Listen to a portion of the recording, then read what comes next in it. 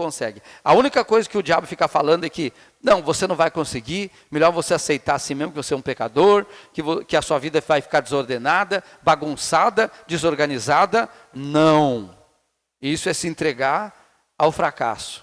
Isso é dizer, eu não consigo. E aquele que serve a Jesus, ele pode todas as coisas. O que ele não pode hoje, vai poder amanhã. O que não der até amanhã, vai ser na semana que vem, mas vai conseguir. Vai. Ele não pode desistir. Ele nunca pode desistir. Esse é o segredo para você continuar.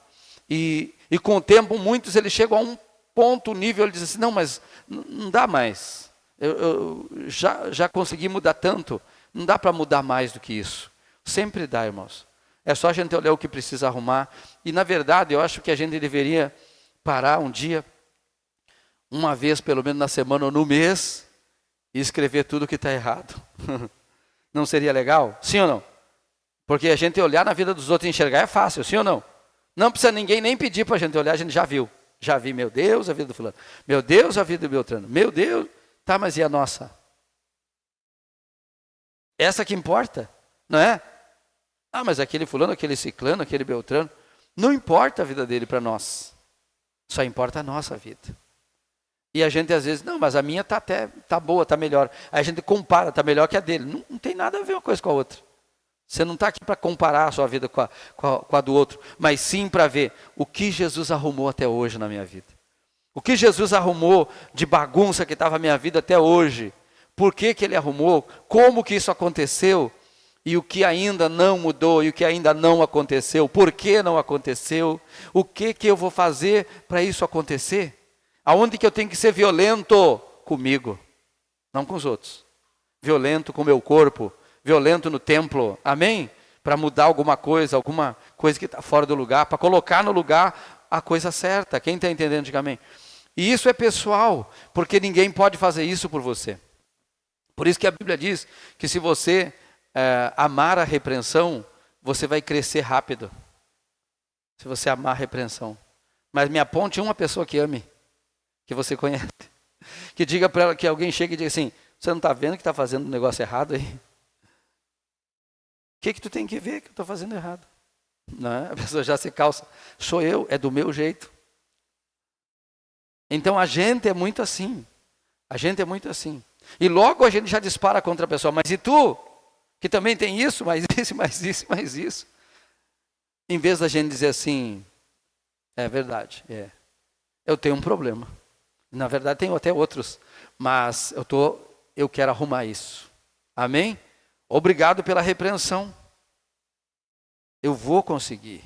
Eu estou lutando. Amém? Não é muito mais humilde a gente dizer assim, eu vou conseguir. Eu estou lutando. Não é fácil. Irmão, não é para mim e não é para ti. Não é fácil para ninguém. E quando nos repreende, não é fácil. Acende dentro da gente. Espera aí, ninguém pediu tua opinião, espera aí. Né? Mas, na verdade, a Bíblia diz que quem ama a repreensão é sábio. Amém? É sábio. A sabedoria está nessas coisas que a gente não gosta, mas a sabedoria está dizendo, me amem, olhem para mim. E então eu acho que se pelo menos a gente não gosta que alguém nos repreenda, então a gente para e escreve os nossos defeitos. Amém? Escreve nosso defeito, lê para nós mesmos, puxa vida, isso aqui é um problema. Esse problema é um problema. Só que tem problema que a gente acha que não é tanto problema. E às vezes aquele problema, ele é um alicerce do resto de problemas que virão sobre a nossa vida por causa daquela coisa ali. E aquela coisa ali precisa ser, às vezes, removida do lugar. Amém? Removida. Só que exige esforço. Mudança exige esforço. É só de chegar aqui na igreja assim, irmãos, agora mudou tudo. A regra vai ser assim, o culto vai ser ao contrário, o altar vai ser para lá, o louvor vai ser no fim. Todo mundo vai sair daqui falando, o pastor enlouqueceu, virou tudo do avesso. Eu é que não vou mais, está louco, está fora de si. Porque mudança, ninguém gosta, sim ou não? A gente já está acostumado, o altar é para lá, começa com louvor, começa com a palavra, ora depois, aí canta, depois prega, depois a gente vai embora com a bênção apostólica. Não é assim? Porque a gente está acostumado. Então, tudo na nossa vida também a gente está acostumado. A gente está acostumado com a nossa vida do jeito que ela é. E às vezes dava para melhorar. Mas aí a gente não melhora. Por quê? Porque a gente não quer ser violento com a gente não quer ser violento. Porque isso tem um preço, amém? A mudança tem um preço. Só que o maior preço, Jesus pagou pela nossa mudança, diga glória a Deus. O maior preço.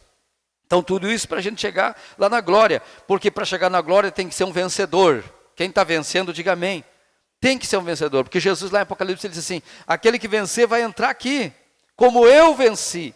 E ele disse, eu venci o mundo. Então nós estamos aqui no mundo. O mundo luta contra nós, mas ele é sutil.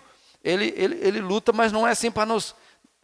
Não é para acabar com a gente, mas para tomar a gente para ele. Amém? Para seguir o ritmo que todo mundo segue.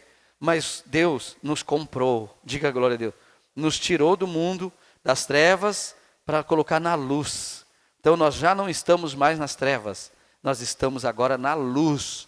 E se a gente deixar essa luz da palavra de Deus, ela vai iluminar cada vez mais. E se a gente quiser, a gente pode tudo. A gente pode mudar, a gente pode se transformar pela renovação do vosso entendimento. Então é o Espírito que é iluminado através da palavra de Deus, que entra nos nossos ouvidos, na nossa mente, a gente compreende e diz, puxa vida, é verdade. Preciso pegar o azorrague de Jesus, que é o relinho, e tenho que, não vou bater em mim assim, né? Mas lá dentro tem que fazer aquele esforço para ver aquela mudança tão necessária. Amém, irmãos?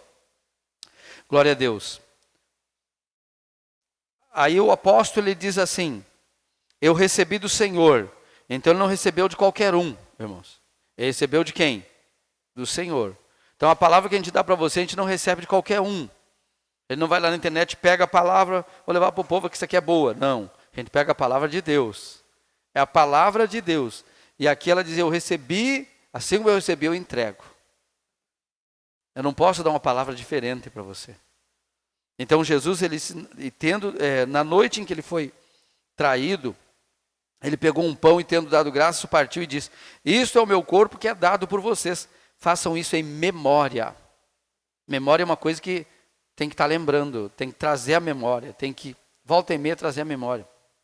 Tem que estar diante de nós. Tem gente que olha e não vê mais o sacrifício de Jesus. Não consegue mais ver a importância do sacrifício de Jesus. Só que se Jesus não se sacrificasse, se Jesus não fosse morto, se Jesus não pagasse aquele preço, quantos de nós aqui ainda estavam na bebida? Quantos de nós estavam com a família destruída? Quantos de nós talvez nem aqui nesse mundo já tivesse, e aí já estava lá no inferno ainda. Mas Jesus veio buscar e salvar os que estavam perdidos. E quantos anos faz que ele te salvou? Só que a gente se acostumou a ser crente. E no começo a gente era cheio de temor, cheio de... E depois a gente se acostumou a ser crente. Ah, tá tudo na boa. Eu sou crente. Crente tem a dar com pau hoje por toda parte. Antigamente não tinha tanto crente assim. Hoje tem. E como diz uma canção gaúcha, cristã, diz assim, tem crente de todo tipo e já virou uma brincadeira. Né? E ali ele vai descrevendo o tipo de crente que existe hoje. E a gente até ri com a música, mas é sério. Tem mesmo, porque as pessoas se intitulam crentes, mas às vezes elas já não creem mais. Amém? Elas têm uma religião da qual elas pertencem, mas tem assunto da palavra de Deus que elas não querem nem ouvir, muito menos praticar. Amém? Nem ouvir, muito menos praticar. Então, mas o Paulo disse assim, o apóstolo, eu recebi e vos entreguei. Como Deus me deu, eu dou para vocês. Essa é a palavra. Façam isso em memória de mim. Lembrem-se do preço. Lembre-se que a sua alma não foi barata. A sua alma custou caro. Irmão, você sabe o valor que tem uma alma? Então valorize a sua. Amém? Porque ela custou o sangue do Filho de Deus. Ele entregou o seu sangue e o seu corpo. Aí ele disse assim, que ele pegou um pão e tendo dado graça, partiu e disse, é o meu corpo que é dado por vocês, façam isso em memória de mim. Está dizendo, o Pai me deu, ele foi dado para vocês, me entregou por vocês. Entenda que assim como eu vou despedaçar esse pão, o meu corpo vai ser dilacerado assim. Eu vou sofrer muito ali, mas vai ser o preço para alimentar vocês com as coisas espirituais, para salvar vocês, amém, com o céu. É o céu descendo na terra. Por isso que ele disse, eu sou o pão do céu. Quem comer deste pão não terá mais fome. Em outras palavras, você não vai ter mais fome do pecado, porque ele arrancou pela raiz. Amém? Você pode ser tentado, mas não terá fome do Pecado é diferente. A pessoa que está no mundo, ela tem fome do pecado, mas quando ela come desse pão, ela agora não tem mais fome do pecado. Não significa que ela não seja tentada ao pecado. Ela é tentada, mas ela tem poder, autoridade para não cair. Diga glória a Deus. Ela tem. Então não venha dizer, o diabo me derrubou. O diabo não derruba ninguém. Diga, o diabo está vencido, não derruba ninguém. O que ele faz? Faz o que ele fez para Jesus. Faça isso, receba. Toma essa pedra e transforma em pão. Se joga daqui. Ele dá ideias. Amém? Te promete, te dou isso, te dou isso. Quando ele viu que não podia com Jesus, ele ofereceu todos os reinos da tentação. Isso é tentar. Tentado todos nós seremos. Agora, nós temos o poder de dizer, não. Não. Diferente do mundo. O mundo não tem poder, não tem defesa. Porque já no maligno. Já está nele. Amém? Diferente de você. Então, jamais o diabo pode nos derrubar. Nós podemos cair. Nós podemos cair. Mas não foi o diabo que derrubou. Então, o que o diabo fez? Tentou. E a gente se atirou. Nem caiu. Se jogou. A gente pode muito bem dizer não. Não porque eu confio em Deus. Não porque eu creio no preço de Jesus. Amém? Não porque eu creio no céu. Não porque tu está me enganando, Satanás. Tu é um mentiroso e enganador. O meu Deus é a verdade. E tudo que tu está me oferecendo um reino, imagina os reinos que Deus tem para mim. Amém?